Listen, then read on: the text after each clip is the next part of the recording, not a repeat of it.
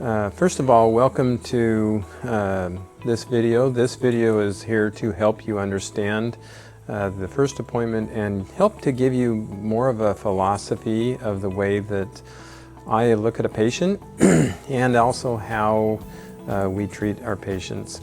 And it's different than the traditional orthodontic model. Really, the deeper part of this is what I call craniofacial growth and development. And if you have crooked and crowded teeth, or you have a bite problem where the teeth do not fit together correctly, like an overbite or an underbite, all of those have to do with growth and development of the jaw structures, and the other part of this is the nasal airway. So when we look at our patients, every single patient that we have that comes in has a nasal airway test, and even a lot of them will do an oral airway test. The reason we do that is we want to know where that child or even an adult is in their development of their what I call the craniofacial respiratory complex, and that is this whole functional aspect of our face. The upper and lower jaws and how they develop depends on the openness of the nasal airway and the oral airway.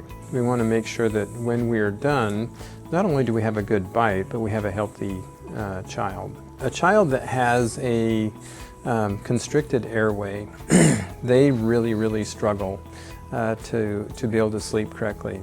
We are supposed to sleep with our mouth closed, breathing through our nose.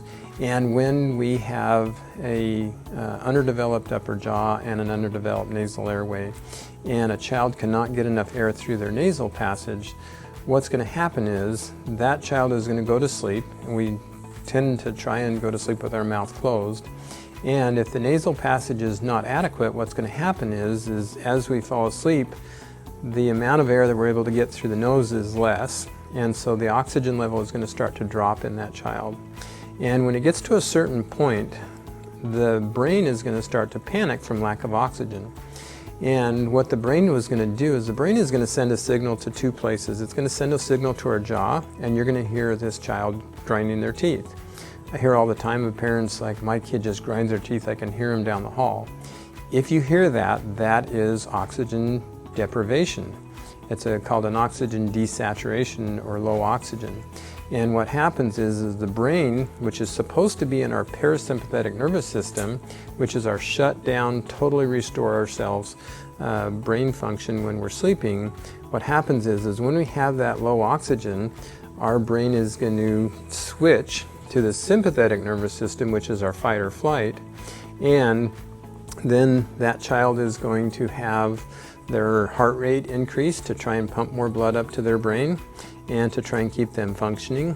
And when the heart is pumping faster, it's going to cycle more blood through the kidneys, and these babies or children will have a tendency to have what we call enuresis or bedwetting. And so if you have a child that's older than 2 or 3 years old and is bedwetting and they're a mouth breather, then we realize that those two are totally correlated with each other. When we mouth breathe, what happens is we do not have the air flowing through our nose. Our nose is supposed to filter the air, it is supposed to humidify the air, and it also produces nitric oxide in the nasal cavity.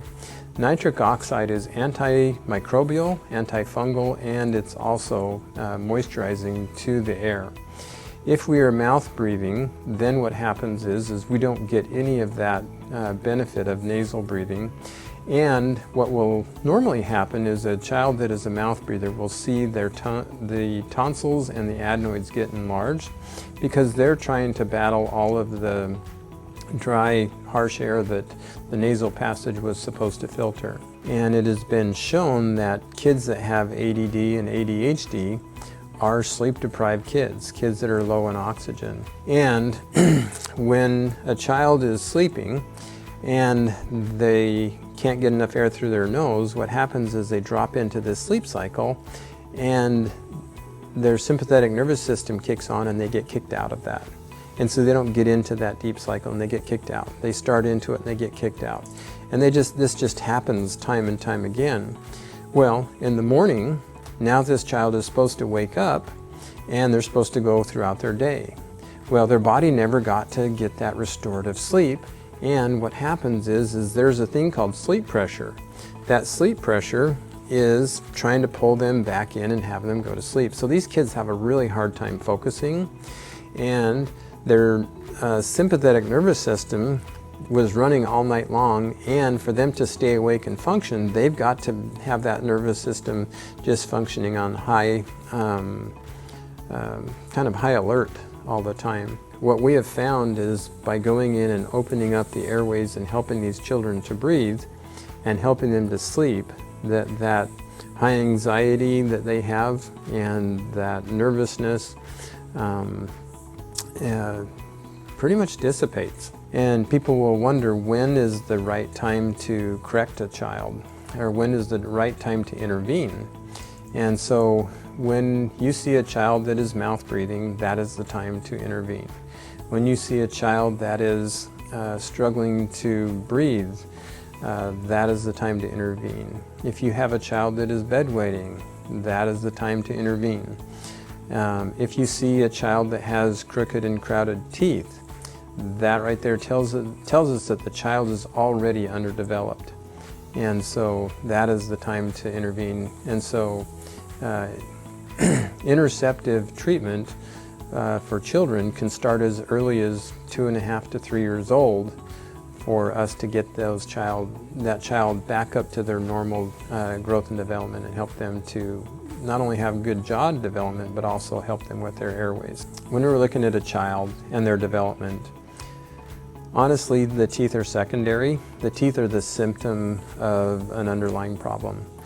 And so when you have a child that develops and they've got just the most beautiful Hollywood smile, and you know, their baby teeth are all lined up and they look pretty, that right there is an orthodontist dream or a parent's disaster. Because those little baby teeth that are all lined up perfectly and don't have any space tell us that we have an underdeveloped jaw. The majority of my patients come in when they're young, and we intercept that growth and development. We develop the jaws, we create enough room, and those teeth have enough room to develop and come in.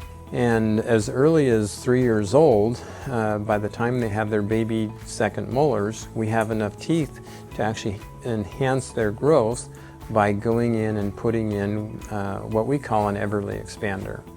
And an Everly expander is basically a 3-year-old expander that we can go in and stimulate maxillary growth in the width side of things and help that upper jaw to grow.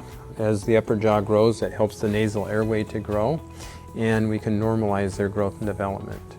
When you come in for a consult, one of the first things we're going to do is we're going to have your child take an airway test, a nasal airway test, and an oral airway test.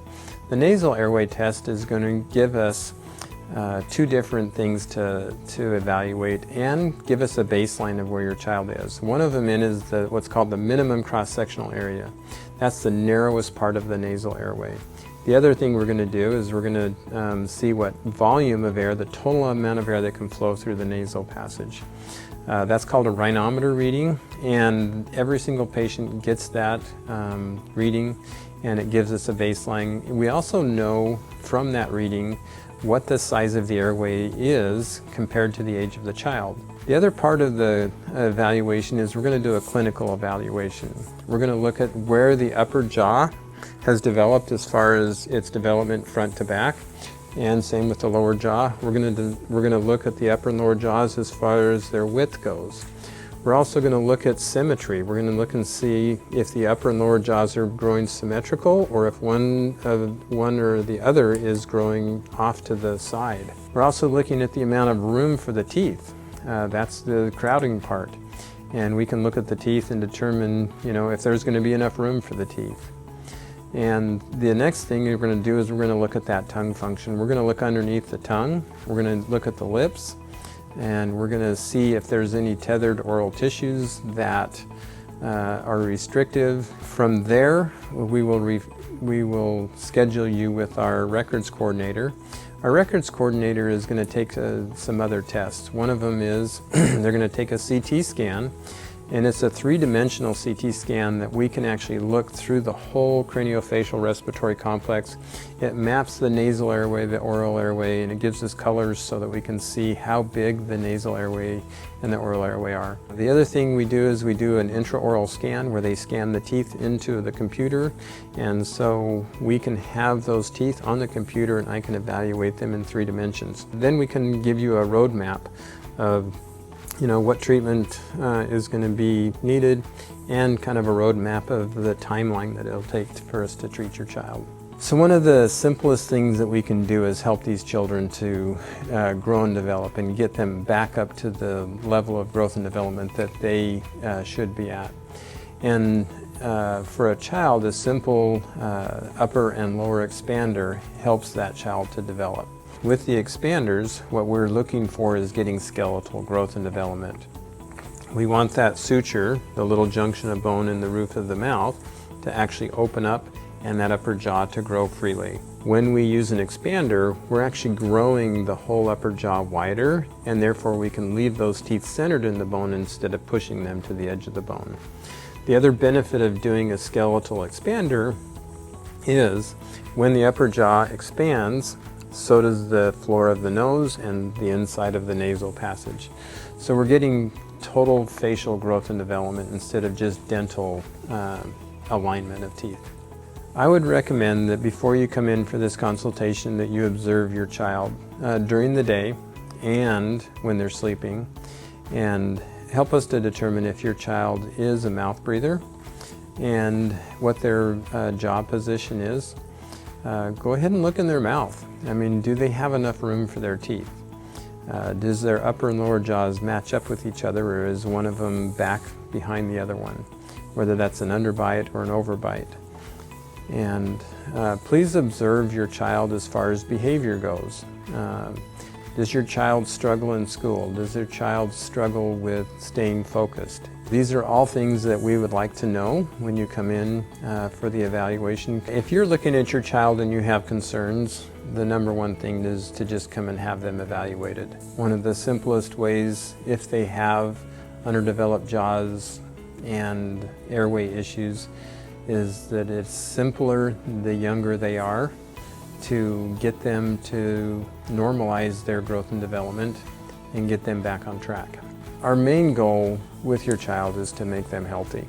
And I've had multiple parents just come up and thank me and say, "Thank you for giving me my child." Because now my child sleeps through the night. They sleep with their mouth closed. And we have a normal functioning child. So you don't want to wait. You don't want to say, oh, let's just wait until they're 7 or 8 years old, or let's wait until they're 15. We want to help those children to function correctly from the get-go.